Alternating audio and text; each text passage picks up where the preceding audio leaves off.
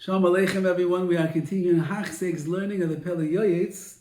Today is day number 129, and it's another one-day chapter, and it is the final chapter in the letter Beis that we've been learning for the last several weeks. And it's entitled Bedika, which means checking, and we'll see some very scathing musar from the Pele Yoetz about checking vegetables and fruits and the like, and being very careful of steering clear from isurim, from prohibitions. There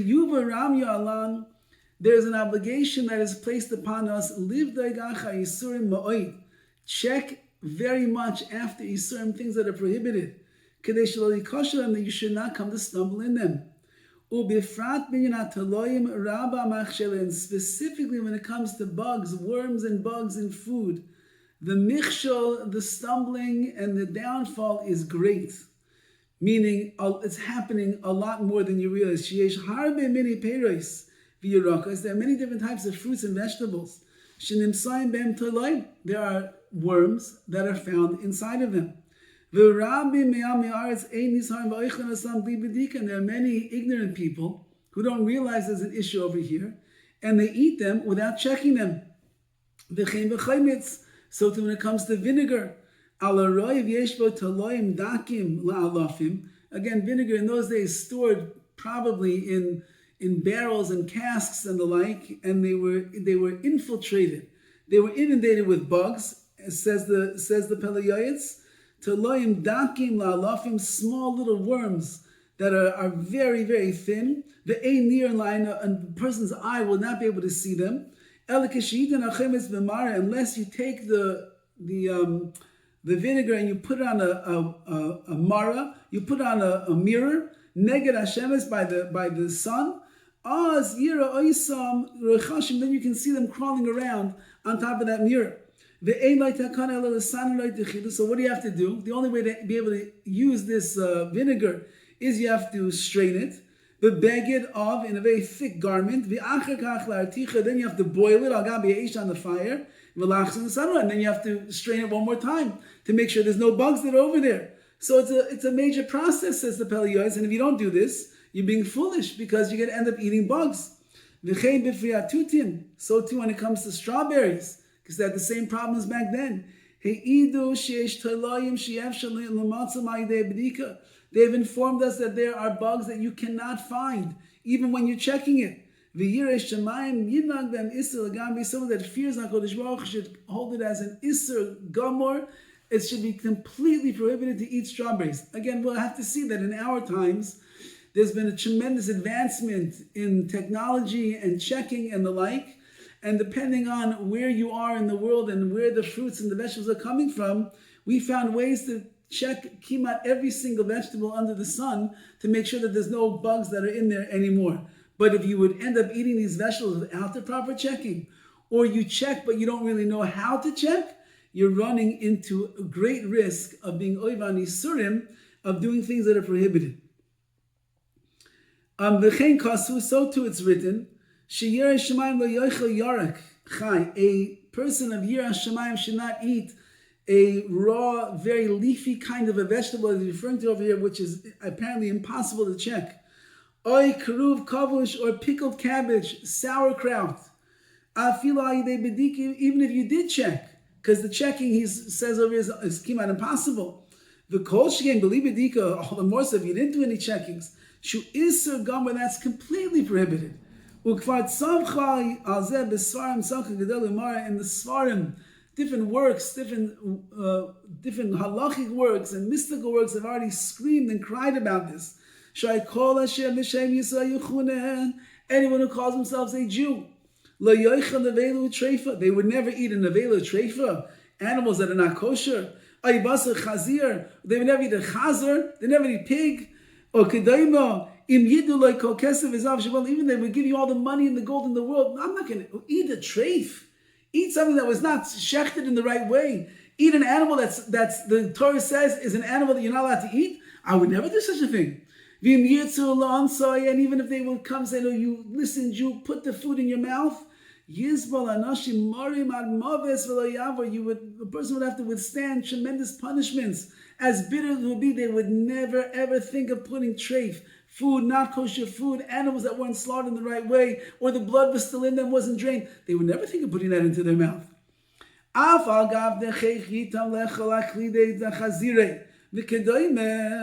Even though that it's true, this food could be very tasty, bacon and the like, it could be very sweet and tasty on the palate. But nevertheless, it's asr, it's mamish isur gamor, and therefore a person will do anything within their abilities not to put even one trace of non-kosher food into their mouth. However, if you look carefully,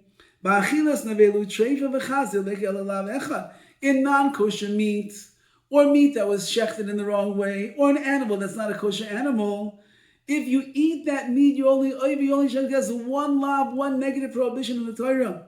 But when it comes to eating one worm, Ika arbal lavin, there are 4 different negative prohibitions that you were transgressing.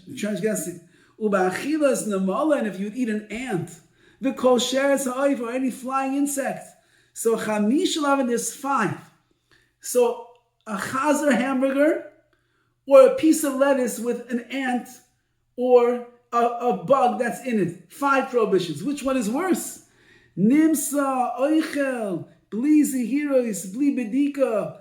If we find that a person eats without being careful and without checking their fruits and their vegetables, bimadrega oichel meya telaim, it's possible within a moment to eat 100 different worms and bugs. And you're over hundreds, thousands perhaps of prohibitions. B'shan b'nefesh, being careless. Bli shumana, you get no benefit. Klal rak mamid zehiros, because you were so careless over here, you get no benefit at the end of the day because you ate something, the food you want. Oh, it's so geschmack, it's so good.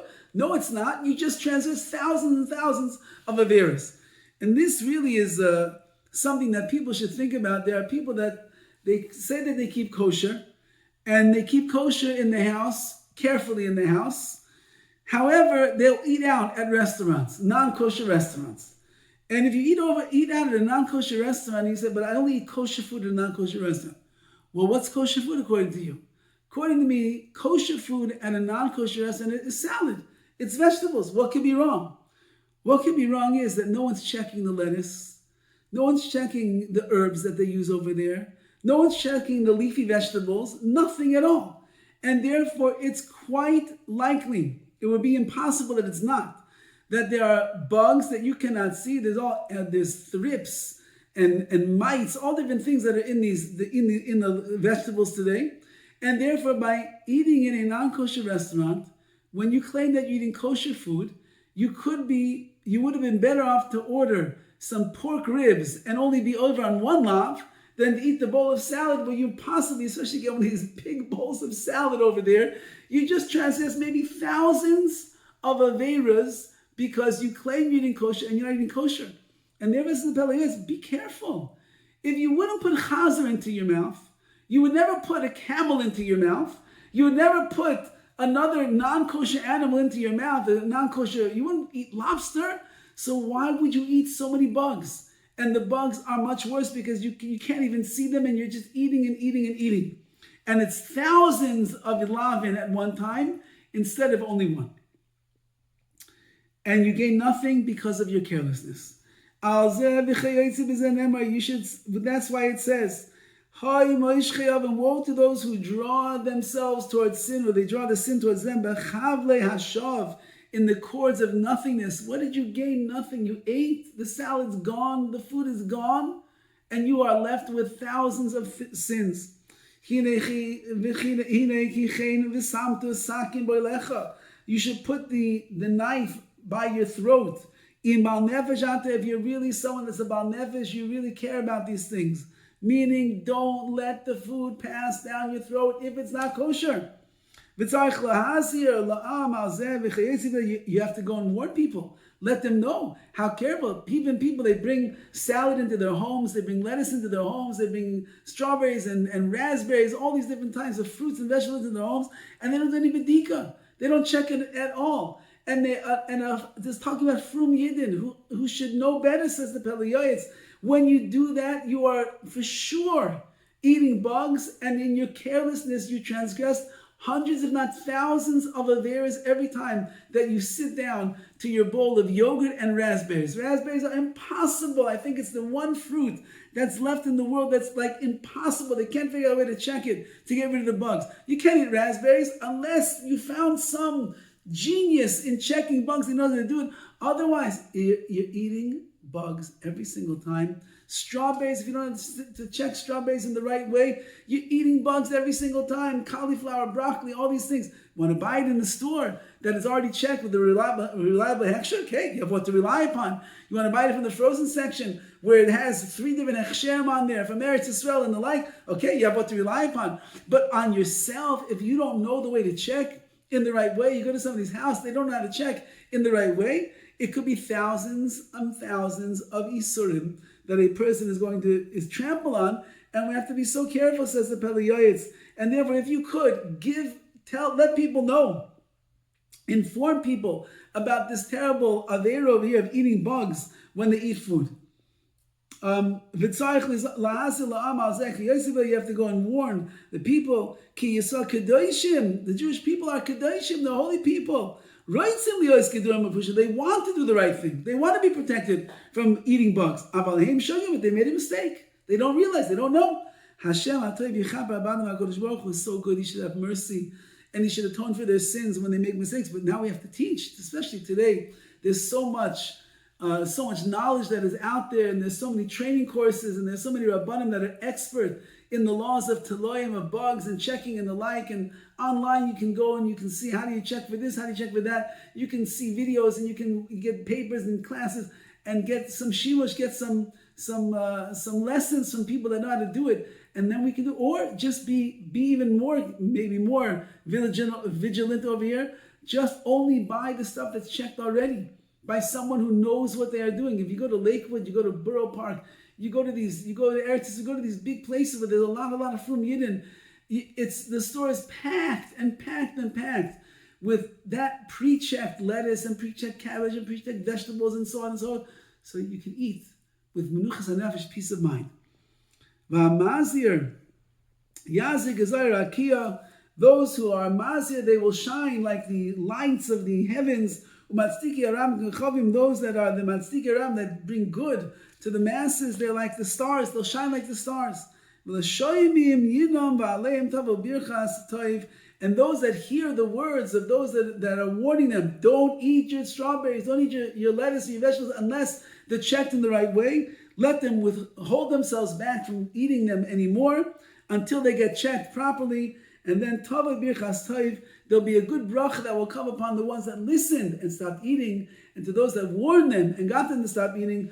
Amen. May it be HaKadosh Baruch Hu's will. And that's how we end off Ois Beis, the letter Beis. Tomorrow, Bez Hashem, we will start Ois Gimel, the letter Gimel, as we move through the Pele Yoetz. All the best.